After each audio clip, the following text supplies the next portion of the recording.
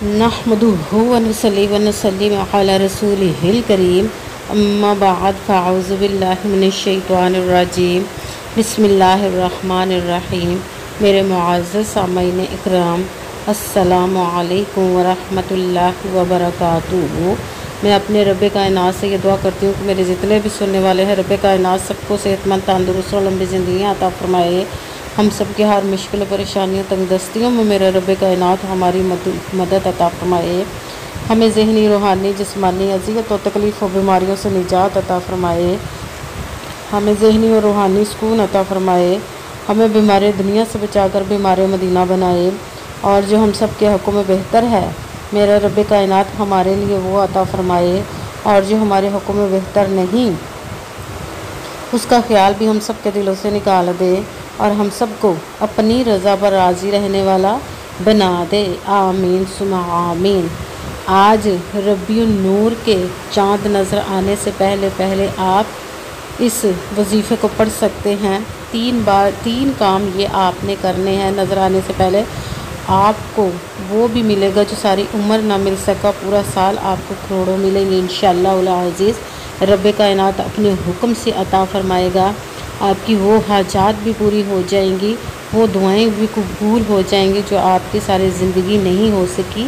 इस वजीफ़े को आप हर हाजत, हर मुराद को पूरा करने के लिए पढ़ सकते हैं। आप इस वजीफ़े को जैसे वीडियो मिले फ़ौरन पढ़ ले। अगर फ़ौरन किसी मजबूरी की वजह से ना पढ़ सके तो वीडियो को अपने पास सेव कर ले और जैसे ही आपको आज के दिन टाइम मिले तो इस वजीफ़े को लाज़मन पढ़िएगा और पढ़ कर देखिएगा कि रब्बे कायनात आपकी ज़िंदगी में कैसे कैसे मौजज़े अता फरमाएगा इंशाअल्लाह अज़ीज़। आप इस वजीफ़े को रब्बे कायनात के गैबी खजानों से दौलत लेने के लिए पढ़ सकते हैं। आपका अपना घर नहीं, घर ख़रीदने के लिए पढ़ सकते हैं। आपके घर में लड़ाई झगड़े रहते हैं, निचा की परेशानी, मुफलिसी, गरीबी है, उसके लिए पढ़ सकते हैं। आपकी औलाद ना फरमाना या आपकी औलाद नहीं, उसके लिए पढ़ सकते हैं। आपके पास अच्छी जॉब नहीं, जॉब लेने के लिए पढ़ सकते हैं। आपके घर में कोई बहुत ज़्यादा बीमार है या आप खुद बीमार हैं, उसके लिए पढ़ सकते हैं। आपके ऊपर बहुत ज़्यादा कर्ज है, उतरने का सबब नहीं बन रहा, या आपने अपनी कीमती चीज़ या पैसे किसी को दिए वापस नहीं करे, उसके लिए पढ़ सकते हैं। आपकी शादी नहीं हो रही, आपके बच्चों की शादियां नहीं हो रही, उसके लिए पढ़ सकते हैं। आपका अच्छा भला कारोबार चलता वो अचानक से बंद हो गया, उसके लिए पढ़ सकते हैं। आपकी ज़िंदगी में, आपके घर में सुकून नहीं, आपके कारोबार में, दौलत में, रिज़्क़ में बरकत नहीं, उसके लिए पढ़ सकते हैं। आप पर जादू, टूना, बंदिश, नज़र बद, हसद, कुछ भी उसको ख़त्म करने के लिए पढ़ सकते हैं। मतलब किसी भी मकसद, किसी भी हाजत, किसी भी मुराद के लिए पढ़ सकते हैं। मगर जब पढ़ने लगे तो रब्बे कायनात की ज़ात पाक पर यकीन कामिल रख के पढ़िएगा। कहते हैं कि यकीन कामिल होता है, पीर कामिल नहीं होता। और अच्छी नीयत रख के पढ़िएगा कि रब्बे कायनात कुरान पाक में इरशाद फरमाता है, इन्नमल अमालु बिन्नियात, कि जो अमलों का दारोमदार होता है वो नीयतों पर होता। अगर हमारी नीयत अच्छी है तो हमारा अमल भी अच्छा होता है, और अगर हमारी नीयत ही अच्छी नहीं तो हमारा अमल भी अच्छा नहीं होता। चाहे हम जितनी मर्ज़ी मेहनत कर ले, जितनी मर्ज़ी कोशिश कर ले, हमें उसका पहले उसका अजर अच्छा नहीं मिलता। इसलिए आपने अच्छी नीयत रख के, पुख्ता यकीन रख के 5 वक्त की नमाज की पाबंदी लाजमी करनी, फिर इस वजीफ़े को करना। वजीफ़ा पढ़ते हुए आपके दिलों में, ज़हनों में ऐसा वसवसा नहीं आना चाहिए कि हम ये अमल कर रहे हैं, पता नहीं हमारी मुराद पूरी हो या ना हो। ऐसा हो नहीं सकता कि हम रब्बे कायनात के किसी इसम का या कलाम पाक का वजीफ़ा पढ़े और हमें कामयाबी ना मिले। ये हमारे ईमान की कमज़ोरी, जिसकी वजह से हमें नाकामी मिलती है। आपने सिर्फ अमल करना है, उसका फल, उसका अजर देना उस ज़ात पाक का काम है, क्योंकि उसकी दस्ते कुदरत से कोई चीज़ बाहर नहीं। उसके कुन कहने की देर है और फ़याकून हो जाता है। आपने इस अमल को करने के बाद उसके कुन का इंतज़ार करना है। इंशाअल्लाह अज़ीज़ रब्बे कायनात अपने हुक्म से आपकी तकदीर के बंद तालों को खोल देगा, नसीब के सितारों को चमका देगा। आपकी ज़िंदगी में ऐसे ऐसे मौजज़े अता फरमाएंगे कि आप खुद देखकर हैरान रह जाएंगे। आपको कभी किसी चीज़ की कमी नहीं रहेगी इंशाअल्लाह अज़ीज़ उसके हुक्म से। आप इस वीडियो, अगर इस वीडियो अच्छी लगे तो इसको लाइक ज़रूर कीजिएगा और आगे भी शेयर कर दीजिएगा, ताकि किसी दूसरे को हमारी वजह से फ़ायदा पहुँचे तो हमारे लिए सदका जारिया बन। जो नए हैं इस चैनल पर, इस चैनल को सब्सक्राइब कर लें, बेल आइकन को भी दबा लें, ताकि मेरी अगली आने वाली वीडियो आप तक पहुंच सके। अगर कोई मुझसे किसी मसले के बारे में इस्तिहारा करवाना चाहते हो, किसी काम का हिसाब लगवाना चाहते हो, किसी काम के लिए वजीफ़े को पूछना चाहते हो, या कुरान पाक ऑनलाइन पढ़ना चाहते हो, महफिल मिलादुन नबी के लिए बुलवाना चाहते हो, तो व्हाट्सअप का नंबर वीडियो पर चल रहा है, आप लोग मुझसे रब्ता कर सकते हैं। अगर मेरे भाई या बुज़ुर्ग मुझसे रब्ता करना चाहते हो तो व्हाट्सएप पर वॉइस मैसेज करके अपना मसला बता सकते हैं।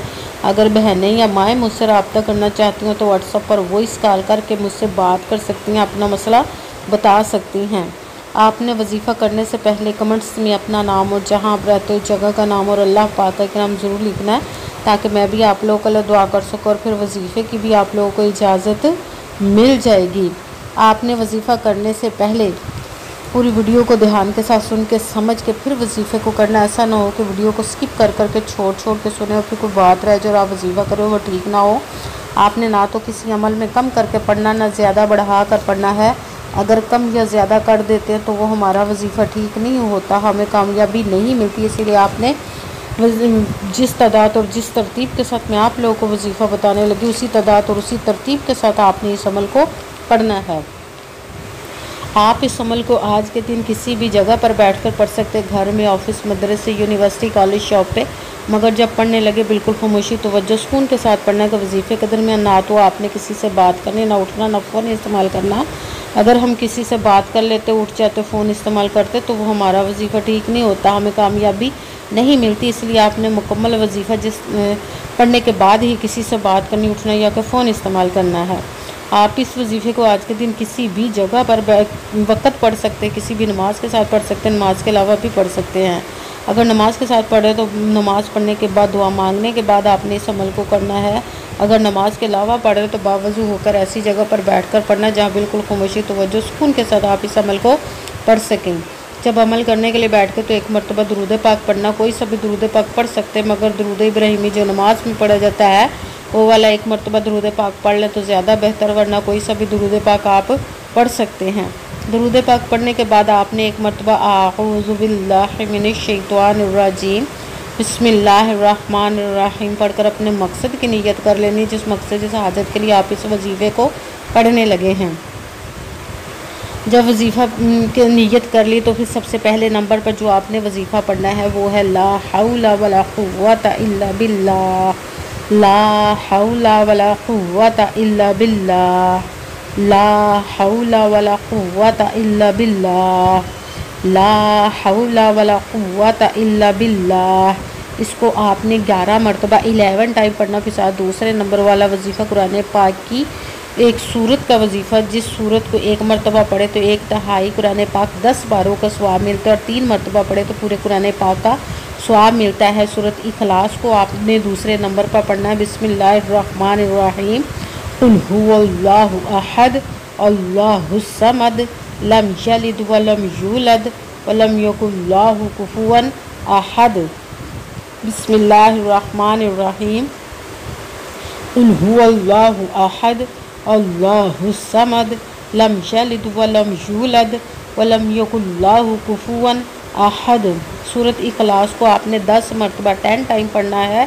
फिर साथ ही तीसरे नंबर वाला वजीफ़ा कुरान पाक की सूरत फातिहा की एक आयत का वजीफ़ा अल्हम्दुलिल्लाहि रब्बिल आलमीन, अल्हम्दुलिल्लाहि रब्बिल आलमीन, अल्हम्दुलिल्लाहि रब्बिल आलमीन, अल्हम्दुलिल्लाहि रब्बिल आलमीन।